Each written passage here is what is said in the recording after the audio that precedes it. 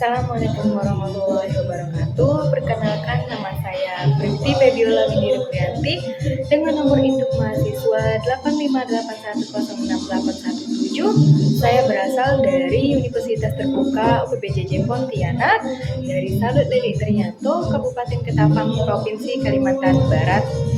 Halo teman-teman, pada video ini kita akan mempelajari tentang sistem pencernaan pada manusia. Nah, sistem pencernaan adalah proses tubuh dalam mengolah makanan yang kita makan agar dapat diubah menjadi energi dan zat gizi yang dibutuhkan oleh tubuh. Nah, makanan yang kita konsumsi tidak langsung bisa digunakan oleh tubuh. Oleh karena itu, tubuh memiliki organ-organ pencernaan yang bekerja sama untuk menghancurkan, mencerna, dan menyerap sari-sari makanan. Perjalanan makanan dimulai dari mulut, lalu menuju ke rongkongan, lambung, usus halus, usus besar, hingga akhirnya sisa makanan dikeluarkan melalui anus. Proses pencernaan pertama kali terjadi di mulut. Nah, di dalam mulut terdapat gigi, lidah, dan kelenjar ludah. Nah, gigi berfungsi untuk mengunyah dan menghancurkan makanan menjadi bagian-bagian kecil agar lebih mudah ditelan. Nah, untuk lidah membantu mengatur posisi makanan dan mendorong makanan menuju ke rongkongan. Selain itu, lidah juga berfungsi untuk mengecap rasa makanan. Nah, untuk kelenjar ludah menghasilkan air liur yang mengandung enzim. Nah, enzim ini disebut enzim amilase. Enzim ini membantu memecah karbohidrat menjadi bentuk yang lebih sederhana. Setelah makanan dikunyah dan bercampur dengan air liur, makanan akan ditelan dan masuk ke kerongkongan. Dan untuk kerongkongan adalah saluran yang menghubungkan mulut dengan lambung.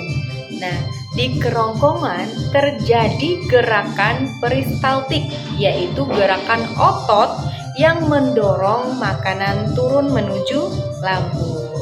Selanjutnya, setelah melewati kerongkongan, makanan masuk ke lambung. Nah, lambung ini berfungsi sebagai tempat penyimpanan sementara dan pencernaan makanan. Di dalam lambung, makanan diaduk oleh otot lambung dan dicampur dengan asam lambung serta enzim pencernaan. Asam lambung membantu membunuh kuman yang masuk bersama makanan, sedangkan enzim pepsin membantu mencerna protein. Nah, selain itu, terdapat organ lain yang membantu proses pencernaan, yaitu ada hati, kantung empedu, dan pankreas. Nah, hati menghasilkan cairan empedu yang berfungsi membantu memecah lemak agar lebih mudah dicerna. Sedangkan kantung empedu ini berfungsi menyimpan cairan empedu sementara sebelum dialirkan ke usus halus. Selanjutnya, sedangkan pankreas menghasilkan enzim pencernaan seperti amilase, lipase, dan tripsin untuk membantu mencerna karbohidrat, lemak, dan protein. Selanjutnya, makanan masuk ke usus halus. Usus halus merupakan tempat terjadinya proses pencernaan lanjutan sekaligus penyerapan sari-sari makanan.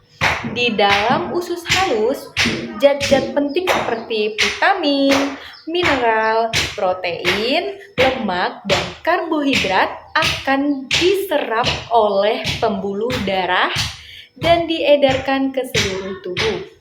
Nah, usus halus terdiri dari 3 bagian, yaitu usus 12 jari, usus kosong, dan usus penyerapan. Setelah sari makanan diserap, sisa makanan akan masuk ke usus besar. Nah, usus besar ini berfungsi menyerap air dan mineral yang masih tersisa. Di sini sisa makanan mulai berubah menjadi fesis atau kotoran. Setelah melewati usus besar, sisa makanan masuk ke rektum. Nah, rektum ini berfungsi sebagai tempat penyimpanan sementara fesis sebelum dikeluarkan dari tubuh. Jika rektum sudah penuh, tubuh akan memberi sinyal bahwa kita ingin buang air besar. Kemudian, fesis dikeluarkan melalui anus sebagai tahap akhir proses pencernaan makanan. Jadi, seluruh organ pencernaan bekerja sama agar tubuh dapat memperoleh energi dan zat gizi yang dibutuhkan untuk beraktivitas sehari-hari. Sekian penjelasan tentang sistem pencernaan manusia. Terima kasih.